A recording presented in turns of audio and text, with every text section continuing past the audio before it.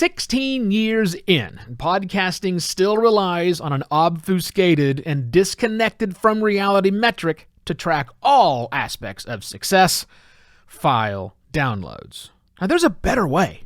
Several, in fact.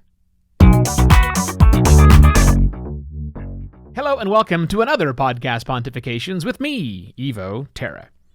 This is not going to win me any friends, but I do hope you will hear me out for my conversation, because we really need to stop talking about downloads in podcasting. They are worthless. More to the point, we deserve better. Now, I say this because that's how we track everything. I'm going to run through a whole series of things that we track with downloads, and it's just almost an arbitrary number. It's an output. It's not an outcome. They've never been good, and we don't have to rely on those anymore. Look, I'm just going to jump right in. Many people say, no, Evo, you're wrong, because the reason we have downloads, and it's on every single podcast app, well, every single podcast host reports downloads. It's irritating. And the reason we do that, people will say, is because of advertising. Well, I'm here to tell you that downloads are actually quite worthless for basing out ad performance and ad payouts. They are. They're what we use today, sometimes, but they are worthless because advertisers aren't buying downloads. They're not. The download doesn't mean anything. It means a file was downloaded, not by a person. It just means a download actually happened. That's not buying. No reason to buy that. Advertisers only want to pay when the ads are listened to by the right audience, by the right person or the right household, in the right geography. They only want to pay when the campaign fulfills its needs, when you or someone they are targeting is actually listening. That's really what they want to do. And you say, well, they can't do that because apps don't report that data. Oh, but they do. Our friends Spotify have come along and are now reporting that data back to select advertisers, and that's only going to grow. Look, don't take my word for it. There was a great article published not long ago, a combination of Amplifi Media and Sounds Profitable, where Stephen Goldstein and Bryan Barletta went through all of this and discussed the coming changes to podcast advertising thanks to what Spotify is actually doing. And also, advertisers are demanding that. That's one challenge with tracking for advertising. The second one is, did you see the recent article by a gentleman named Anthony Gouraud, which I know I'm not pronouncing properly? He showed how easy it is to fake downloads that cannot be caught or trapped by the IAB 2.0 guidelines. Why are they guidelines? They can't be tracked. This system, if deployed, would artificially boost podcast downloads, episode downloads, and no one could stop it. And it can be done at scale relatively cheaply. So that's why advertisers don't want to pay for it, when they know the systems can be easily gamed and they can't be stopped. And that's just going to continue.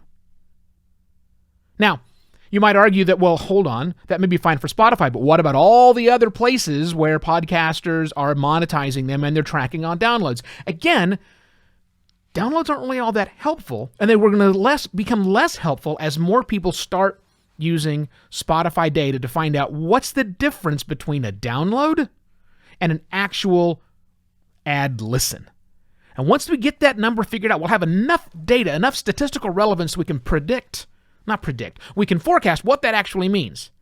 So we can say, well, these many podcast downloads happened on these apps which don't provide us that level of data. Fine. Using the information that we do have, we can now figure out what that means. What that means for the chance of, okay, if they got X number of downloads, well, we have to put a factor of, maybe we drop that number down by 3% or 30% or 98%. They drop it down drastically. Until those apps start to go, well, heck, now we're under pressure. People are pushing people away from our content. Do you see the spiral? Look, advertising is changing the game, but it's not all about advertising. I don't want to make this all about advertising. I got more things to talk about. As you can see, I'm a little worked up about this. Tracking downloads is also worthless as a way to track popularity and top lists of podcasts. There was recently an article by Tom Webster, and by the way, every link that I'm talking about will be in the episode details, so just feel free to click through.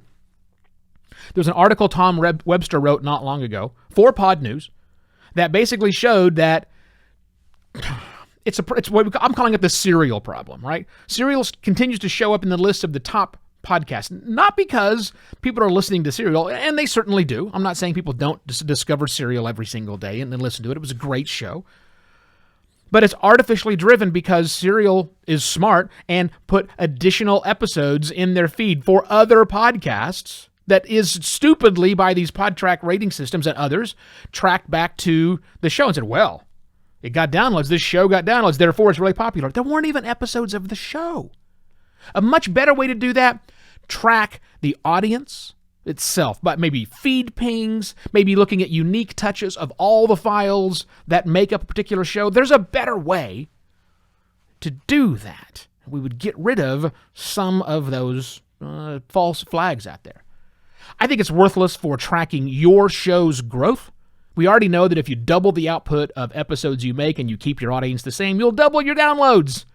So that's dumb. And then there's the fact that apps and sometimes individuals go rogue, downloading everything. And that screws up your numbers because if they download 900 of your episodes, that's 900 downloads. That doesn't mean you had 900 listens. You may never have 900 listens. A much better way to do that is to track your unique audience. Maybe over 7 days. How often do they come back? After 7 days, after 14 days, after 30 days, how many unique people showed up during those time frames? It's kind of like monthly active users, but I guess it's weekly and fortnightly active users and monthly active users for podcasting. But it's not total downloads. It's actually tracking the total number of people who are reached by that. Now, speaking of reach, it's also, downloads are also worthless for tracking audience engagement. So I mentioned previously, download that 350 episodes, 900 episodes, so what? Well, take those active user lists, 7, 14, and 30 days, and track engagement basically by how many people listen to multiple episodes or multiple times. We know it by individual. We should be able to track all of that back. Let's segregate out the binge listeners. And maybe we look at things like time to consumption from the time a file was downloaded or access, when did it actually get listened to, and how much, and all those factors. So much more important. I started this by saying podcast hosts all show this. They do, but it's also kind of worthless for them. Even the ones that track podcast downloads as a way to figure out what their pricing tiers are. Look, I get that it's a convenient shorthand, but hosting costs aren't predicated on the number of downloads you get. That is all a factor of how much bandwidth you're using and how much file sizes, or the size of the files. Those are the only two factors. Bandwidth, which has to do with file size, and storage of those files. That's it. So why not change or charge by maybe something where you factor in what's the size of your audience, what are the weight, how heavy are your files, how big are they, what's your frequency? I know that's not easy, podcast hosting companies, but come on. We've got to do a better way than tracking downloads.